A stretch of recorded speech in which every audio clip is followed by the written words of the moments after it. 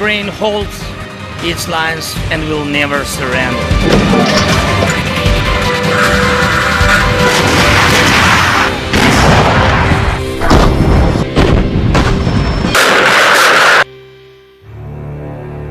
क्या जंग के 350 दिन बाद बखमूत में रूस के सैनिकों पर अब तक का सबसे घातक हमला हुआ है? आखिर यूक्रेन की फौज ने पिछले 24 घंटे में महज 30 फीट के फैसले में रूस के 1000 से ज्यादा सैनिकों को कैसे मार डाला?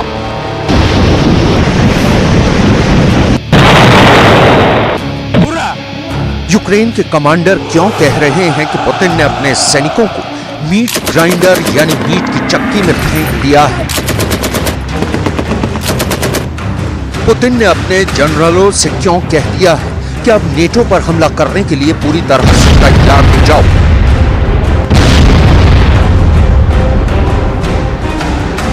क्या रूस अब पूर्वी यूक्रेन के साथ साथ पूर्वी यूरोप पर भी कब्जा करने जा रहा है? हम आपको दिखाने जा रहे हैं यूक्रेन के बखमूत में 30 फीट पर मीट की चक्की कौन चला रहा है, जबकि पुतिन का ऑपरेशन मौत यूक्रेन के लिए मातम कैसे बन गया है।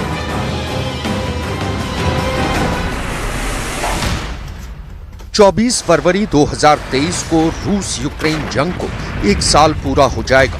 यूक्रेन के दावे के मुताबिक 1 साल में अब तक रूस के 1,33,000 से ज्यादा सैनिक मारे जा चुके हैं, जबकि यूक्रेन के भी 1,10,000 से ज्यादा सैनिकों को रूसी सैनिकों ने मौत के घाट उतार दिया है।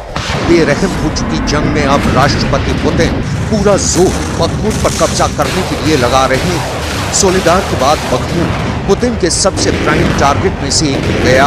यही वजह है कि बखमूत में इस वक्त रूस न सिर्फ मिसाइलों से हमला कर रहा है, बल्कि अपने टैंक, तोप, रॉकेट आर्मी और पैदल सेना को बखमूत पर कब्जा करने के लिए झोंक दिया है।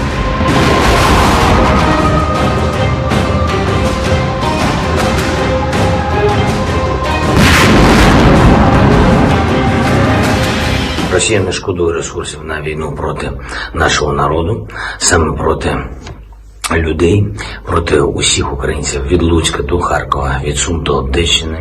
Я вдячний кожному лідеру, я вдячний кожному народу, нашим партнерам, які розуміють, що такі масштабні інвестиції Росії в терор вже, уявіть собі, більше.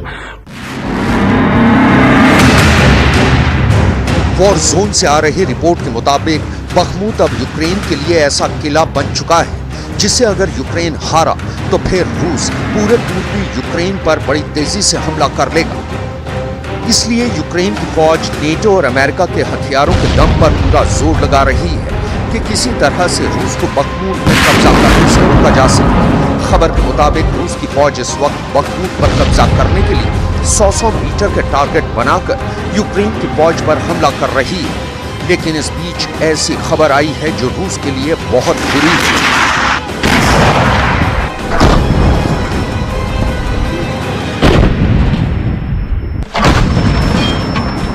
यूक्रेन के टॉप कमांडरों के दावों के मुताबिक 350 दिन की जंग में पहली बार एक दिन में 1000 से ज्यादा रूसी सैनिक बखमूत मोर्चे पर मारे गए हैं। बखमूत में 24 घंटे में 1030 रूसी सैनिकों को यूक्रेन की फौज ने मार डाला है।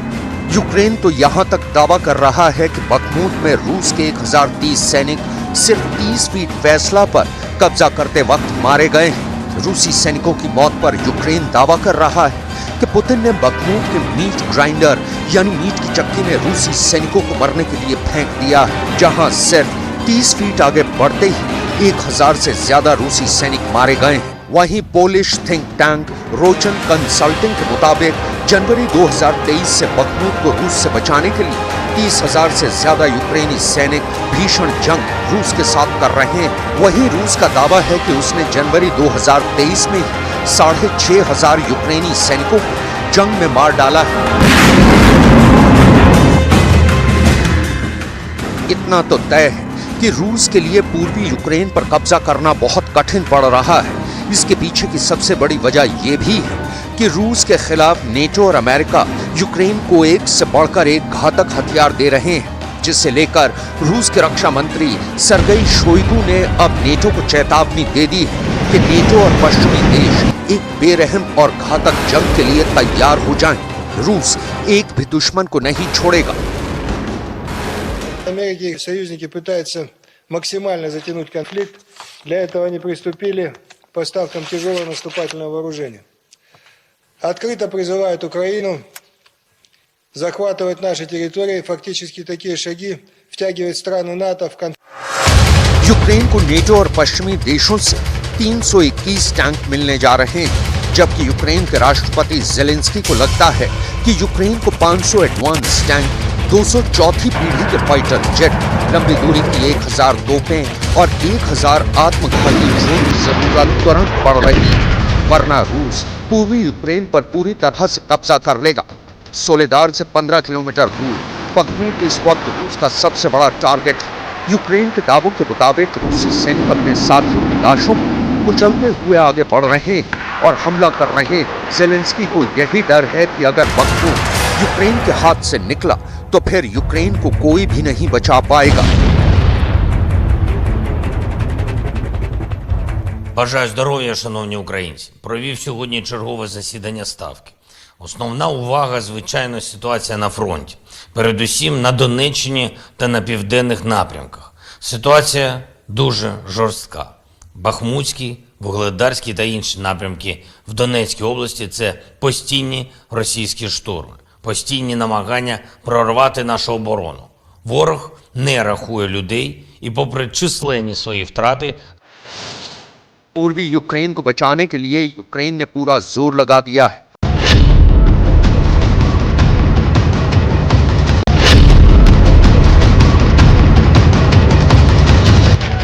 यूक्रेन ने दावा किया है कि पिछले 24 घंटे में उसने बखमूत में रूस के 28 टैंक तबाह कर दिए।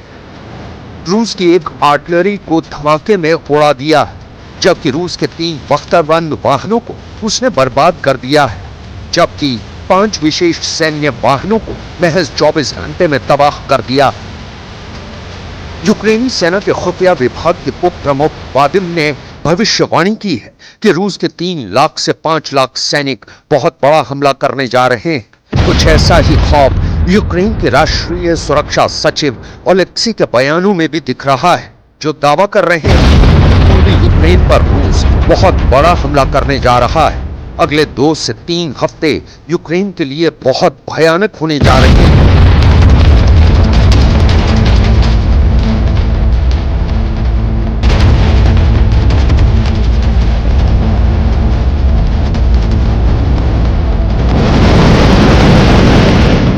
Федерація зараз готується до максимального загострення. Вона зараз збирає всі можливі і неможливі сили, які в неї є, проводить зараз навчання, тренування. Чи буде іти з усіх боків? На сьогоднішній день я можу сказати, що ми не виключаємо будь-якого розвитку сценарія подій найближчі 2-3 тижні. यूक्रेन के बखमूत में भले ही रूस को बड़ा नुकसान हुआ हो, लेकिन पूर्वी यूक्रेन पर कब्जे को लेकर पुतिन के तेवरों में जरा भी नरमी और ढिलाई नजर नहीं आ रही है। पुतिन ने रूस की फौज को साफ आदेश दे दिया कि मार्च 2023 तक पूर्वी यूक्रेन पर हर हाल में कब्जा करना होगा। अब देखना होगा कि अगले 24 घंटे में रूस बखमूत में यूक्रेन पर किस तरह से पलटवार करता है।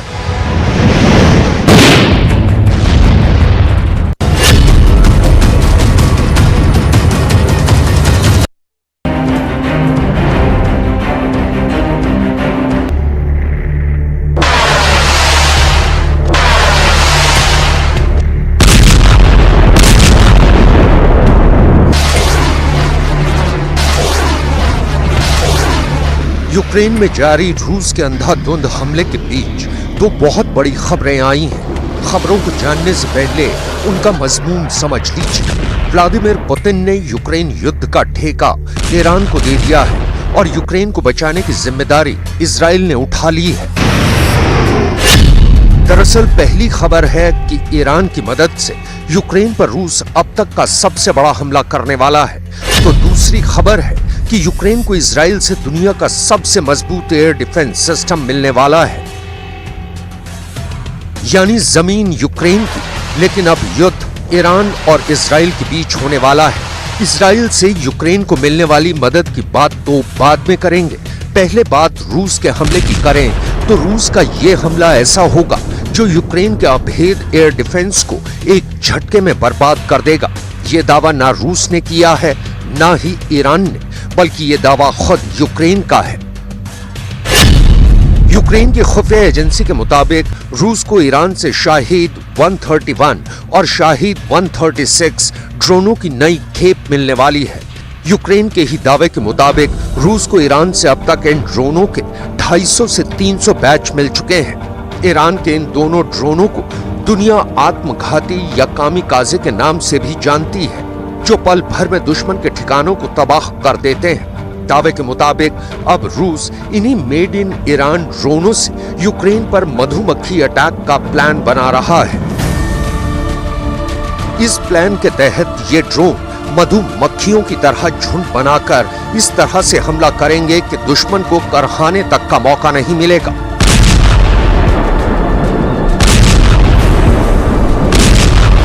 यूक्रेन में ईरान के ड्रोनों ने कहर बरपाया है, इसे पूरी दुनिया ने देखा है।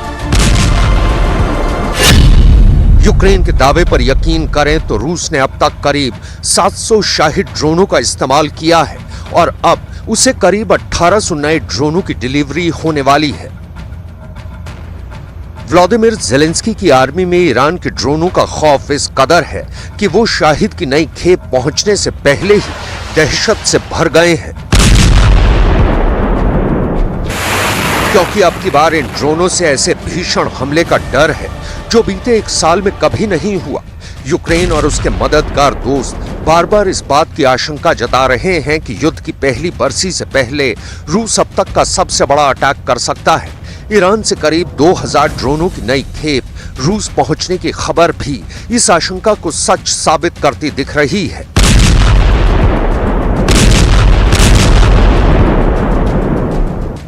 यूक्रेन में खौफ का आलम ऐसा है कि उसे अपने एयर डिफेंस पर भी भरोसा नहीं रहा, तभी तो उसकी खुफिया एजेंसी खुलेआम कहने को मजबूर है कि ईरान के ड्रोनों से रूस मधुमक्खियों के झुंड की तरह एयर डिफेंस को पल भर में भेद देगा। रूस के इस घातक प्लान पर मोहर उस खबर से भी लगी है जिसके मुताबिक अब रूस में ईरान के ड्रोनों की फैक्ट्री बनने वाली है, जिसमें करीब 6000 खतरनाक शाहिद ड्रोनों का निर्माण होगा। इसे लेकर ईरान की एक टीम मॉस्को का दौरा तक कर चुकी है। तेहरान ने पहले तो लंबे समय तक रूस को ड्रोनों की सप्लाई करने से इनकार किया, लेकिन फिर बीते साल नवंबर में ये कबूल कर लिया कि उसने यूक्रेन युद्ध शुरू होने से महीनों पहले चंद ड्रोन रूस भेजे थे। लेकिन अब तो इसमें कोई शक नहीं रहा कि मॉस्को के करीब ईरान के ड्रोन शाहिद को बनाने की फैक्ट्री तक खुलने वाली है। रूस में जो नए शाहिद ड्रोन बनेंगे उसमें नया इंजन भी लगेगा, जिसकी मदद से ये ड्रोन बहुत तेज स्पीड से लंबी दूरी तक मार करने में सक्षम होंगे। शाहिद ड्रोन के नए इंजन पर रूस और ईरान के वैज्ञानिकों का काम नॉन स्टॉप चल रहा है। यूक्रेन पर कहर बनकर टूटे ज़ेलेंस्की की आर्मी के लिए काल साबित हुए इन ड्रोनों की ताकत क्या है, आप वो भी जान लीजिए। शाहिद 136 ड्रोन 50 किलो तक का बम ले जा सकता है। इसकी लंबाई 11 फीट, वजन करीब 200 किलोग्राम और विंग स्पैन 8.2 फीट है। इस ड्रोन की अधिकतम रेंज 2000 किलोमीटर तक बताई जाती है। इसकी तेज गति सबसे बड़ा हथियार है। शाहिद 136 ड्रोन की स्पीड 185 किलोमीटर प्रति घंटा है।